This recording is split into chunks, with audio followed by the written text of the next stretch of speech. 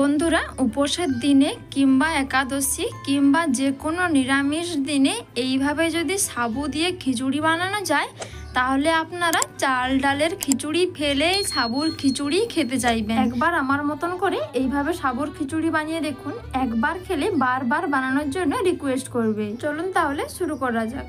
আমি এখানে নিয়ে নিয়েছি 1 কাপ পরিমাণ সাবুদানা। খিচুড়ির জন্য অবশ্যই বড় দানার সাবুটা নেওয়ার চেষ্টা করবেন।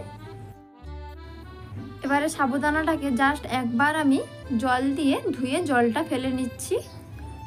সাবুটা ধুয়ে আমি জলটা ফেলে আবারও আমি সাবুর মধ্যে জল দিয়ে প্রায় 15 থেকে 20 মিনিটের মতন ভিজিয়ে রাখবো। এতে করে কিন্তু সাবুর মধ্যে পুরো জলটাই টেনে নেবে এবং সাবুদানা কিন্তু ফুলে বাটি ভর্তি হয়ে যাবে। এবার আমি একটা বাটিতে নিয়ে নিয়েছি ওই কাপেরই 1 কাপ মুগ ডাল। মুগ ডালকে ভালো করে 2 থেকে 3 বার জল পাল্টে ভালো করে ধুয়ে নিতে হবে। মুগ ডালের ভিতরে কিন্তু অনেক রকমের পাউডার নোংরা থাকে, তাই খুব ভালো করে আমি 2 থেকে 3 বার জল পাল্টে ধুয়ে নিয়েছি। এবারে খিচুড়ির জন্য কিছুটা সবজি নিয়ে নিয়েছি। আপনাদের হাতের কাছে থাকা যে কোনো সবজি নিতে পারেন। আমি এখানে একটু লম্বা করে ক্যাপসিকাম, গাজর এবং বিনস, কলাই ও টমেটো কেটে নিয়েছি। আর লাগছে আমার আদা। এবার আমি কড়াইতে দিয়ে দিচ্ছি সাদা তেল। একাদশীর দিনে বানালে সাদা তেল তো ব্যবহার করতেই হবে, তাই সাদা তেলে ক্যাপসিকামটা আমি 1 মিনিট ভেজে নেব।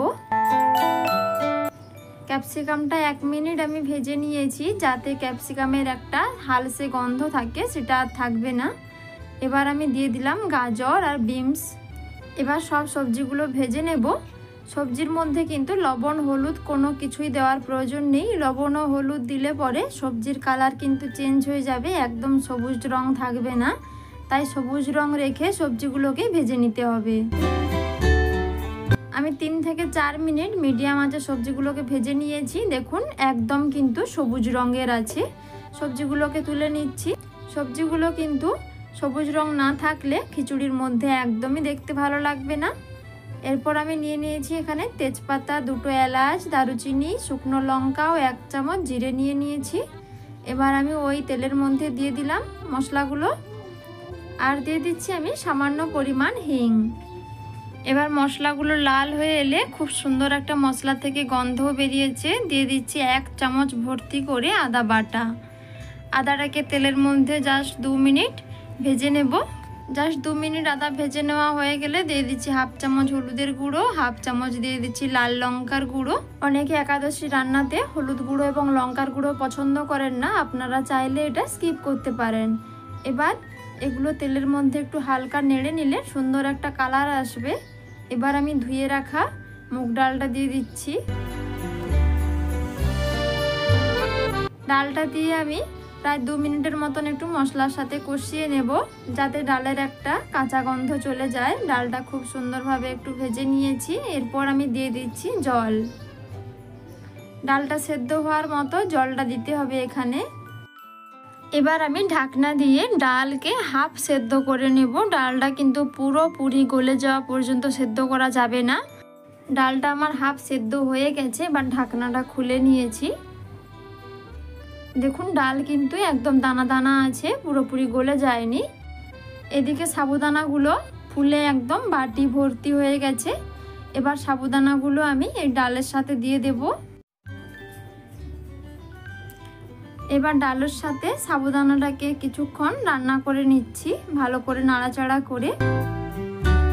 প্রায় 2 থেকে 3 মিনিট নাড়াচাড়া করে রান্না করে নেওয়ার পর এবার ভেজে রাখা আমি সবজিগুলো দিয়ে দিচ্ছি। সবজিগুলো দিয়ে সব কিছু একসাথে ভালো করে এবার মিশিয়ে নিতে হবে। রেসিপিটি দেখার পর একটাই রিকোয়েস্ট বন্ধুরা, ভিডিওটি লাইক এবং অন্যদের সাথে শেয়ার করবেন, যাতে অন্যদেরও রেসিপিটি উপকারে লাগে। এবার আমি দিয়ে দিচ্ছি জল। এখানে আমি 2 গ্লাস মতন জল দিয়েছি। এবার একটু মিশিয়ে নিচ্ছি। মিশিয়ে নেওয়ার পর আরও জল লাগবে, তাই আমি আরও 1 গ্লাস মতন জল দিয়ে দিলাম। এবারে দেব লবণ। আমি কিন্তু প্রথম থেকে কোনো রকম লবণের ব্যবহার করিনি। 1 চামচ লবণ দিয়ে দিলাম, আরও কিন্তু সামান্য একটু লবণ দিয়ে দিলাম। এবার দিয়ে দিচ্ছি আমি 2 চামচ পরিমাণ চিনি। খিচুড়িতে অবশ্যই কিন্তু হালকা মিষ্টি ভাবটা খেতে ভালোই লাগে।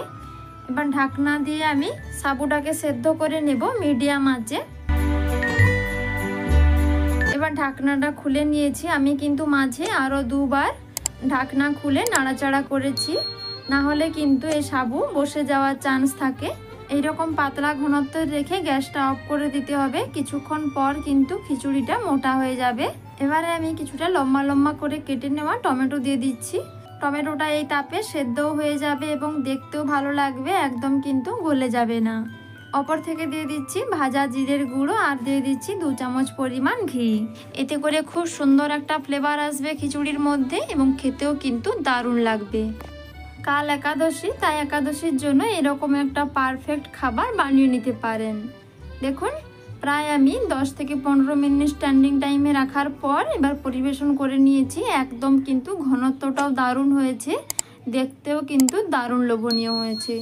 অবশ্যই রেসিপিটি ভালো লাগলে বন্ধুরা আমার চ্যানেলটি সাবস্ক্রাইব করবেন এবং শেয়ার করে পাশে থাকবেন। ধন্যবাদ।